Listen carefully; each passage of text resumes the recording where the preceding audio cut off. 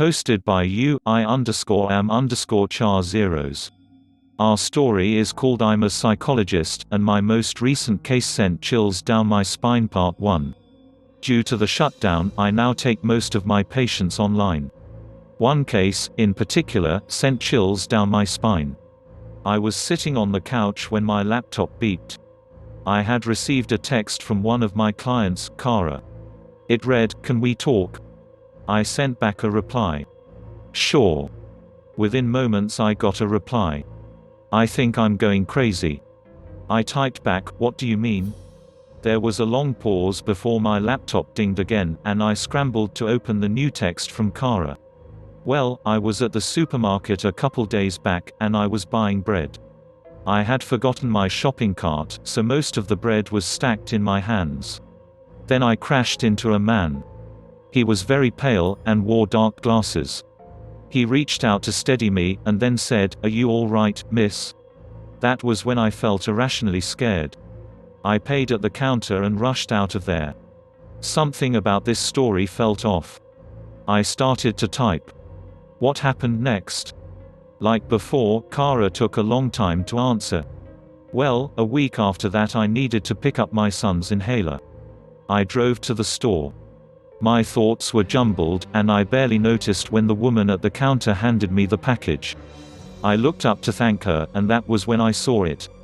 She had dark glasses, and was very pale. I think I screamed. I woke up to the woman's face, a couple inches away from mine, shaking me, and asking me if I needed a doctor. I shoved her away and ran out of there, my whole body trembling. Her next text came on its own.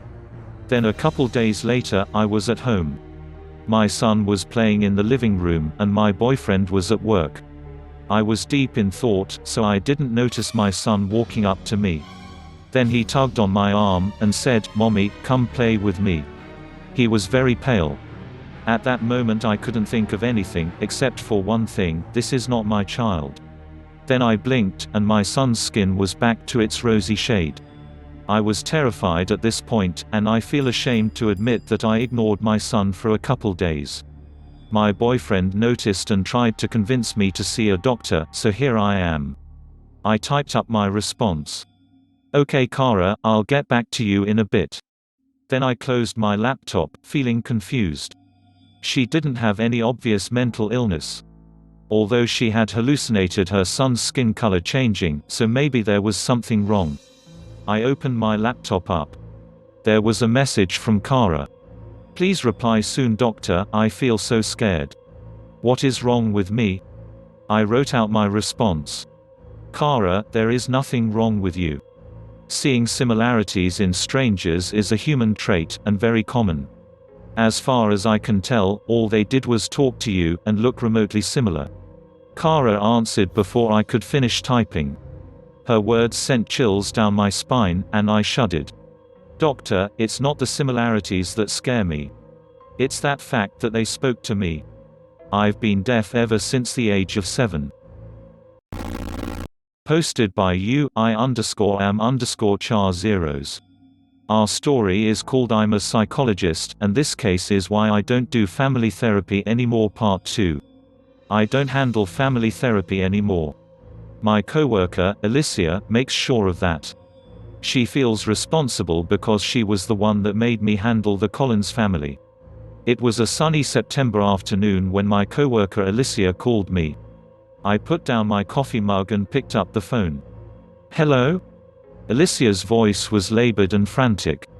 "Please, can you cover my shift? I'm on the way to the hospital, and I don't feel too good." I got up, yanking my coat on as I walked towards the door. "Any patients for today? Or is it just paperwork?" I asked, lacing my boots up in one fluid motion. The Collins family was a family of 4 when their daughter died. They've applied for family therapy and counseling. Alicia sounded tired. I opened the door and strode over to my car. "Take care, Alicia. Feel better soon." I hung up. Family therapy wasn't my favorite thing to do. The kid would almost certainly be sullen and withdrawn, and the parents would be tearful and depressed. I wasn't very good with tears. Or kids.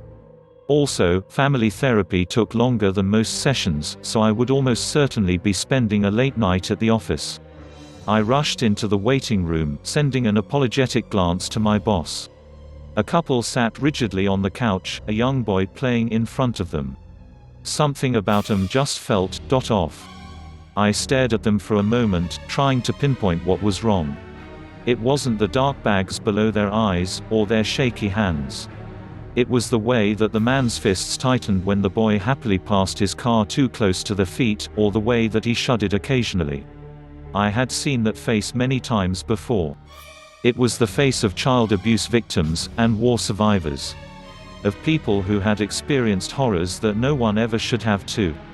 It was a face filled with fear. The woman saw me, and she whispered something to her husband before walking over to me. The couple walked over to me. The woman smiled cursorily and the man leaned forward to shake hands with me. He whispered, "Please. You've got to help us." "What are you supposed to answer to that?" I smiled tightly. "Shall we start the session?" I gently steered them towards my office. The little boy got up and started to follow us. "No," the woman barked. It was the first time she'd shown any emotion besides fear. "He stays." The little boy stopped. Then he smiled at his mother and walked back to his cars. His smile was unsettling. It didn't belong on the face of a young boy. What was more interesting was his parents' reactions to his following us. His mother stiffened, and his father clenched his fists. I opened the door to my office. The couple walked in hesitantly and took a seat. "You have a lovely office," the woman said hesitantly, and smiled. I smiled back. "Thank you.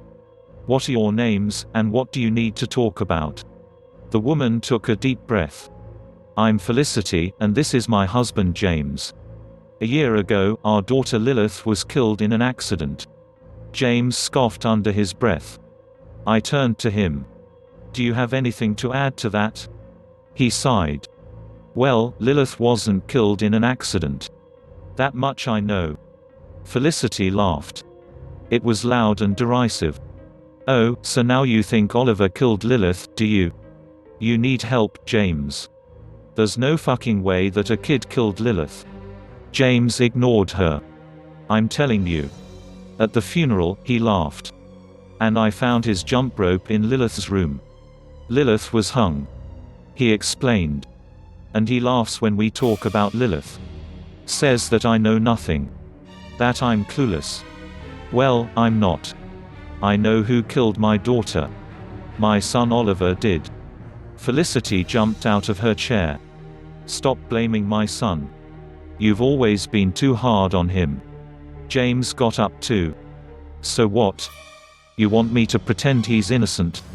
I tried to restore order to the room. "Sit down. If we could talk about this in a civilized manner." They ignored me. Felicity was screaming. "Honestly, James, you're so stupid. It doesn't make sense. How could a child half Lilith's age hang her? Maybe you could use that brain of yours sometimes." James shouted, "First no, he killed her." His hands blindly reached for Felicity's throat. I leapt up, but Felicity was faster.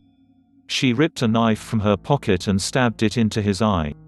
Then she ripped it out and stabbed him again. And again. In retrospect, I should have done something, but at the time, I could only stumble back in horror, my hands shaking. Felicity got off James's feebly stirring form and turned to me. She smiled. Honestly, James was intelligent, but he was so stubborn. Always with his eyes on one goal. I even said it loud and clear to him. "There's no fucking way that a kid killed Lilith. And my dear Oliver did too." He told that fool that he had no idea, she mimicked. "But honestly, I expected better from you, Doctor. I've heard you were intelligent. It seems they were wrong about you. You aren't as smart as you seem." She took a seat. "Sit down, Doctor." She smiled mockingly, and twirled the knife between her fingers. Lilith was always a goody two-shoes. Always poking her nose into other people's business. One day she caught me with a lover in bed, and I snapped. So did her neck, though. She smiled at her pun. Oliver saw me, though. He takes after me, though. So manipulative and sadistic. He kept extorting favors from me, in exchange for his silence. That's why I didn't want him in therapy. Who knows what you could have dragged out of him. James wanted him here, though. My head was spinning. But. She stood up and began pacing. Oh sweetie, Oliver didn't kill my daughter. I've had this conversation with James too many times. He always asked me how I could tell. Her eyes ordered me to ask. Looking at James's dead body, I thought it would be in my best interest to comply. How? I mumbled. She began to laugh uncontrollably. Because there's no fucking way that a kid killed Lilith. I know because I did.